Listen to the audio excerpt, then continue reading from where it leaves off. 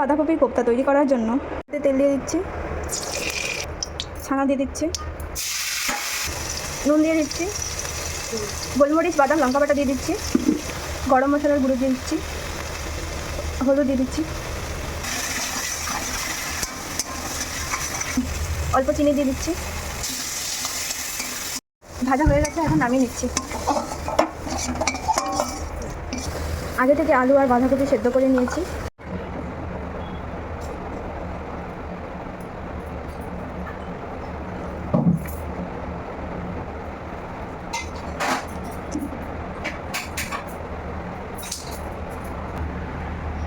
দিচ্ছি 1 চামচ চালের গুঁড়ো দিয়ে দিচ্ছি, হলুদ দিয়ে দিচ্ছি, খাওয়া সোডা দিয়ে দিচ্ছি, নুন দিয়ে দিচ্ছি, অল্প চিনি দিয়ে দিচ্ছি, লঙ্কার গুঁড়ো দিয়ে দিচ্ছি, কড়াইতে তেল দিয়ে দিচ্ছি, বাঁধাকপির পুরটা ভালো করে বেসনে মেখে দিচ্ছি।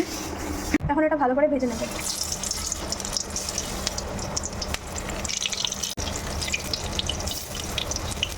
ভাজা হয়ে গেছে, এখন নামিয়ে নিচ্ছি। ওই কড়াইতে আলুগুলো দিয়ে দিচ্ছি, অল্প করে দিয়ে দিচ্ছি, এখন নামিয়ে নিচ্ছি।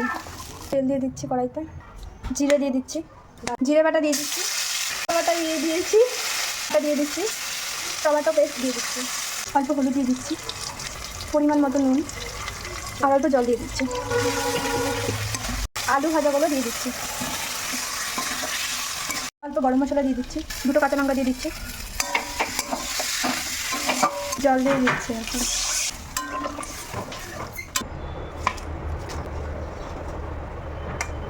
আচ্ছা, এখন নামিয়ে নেব।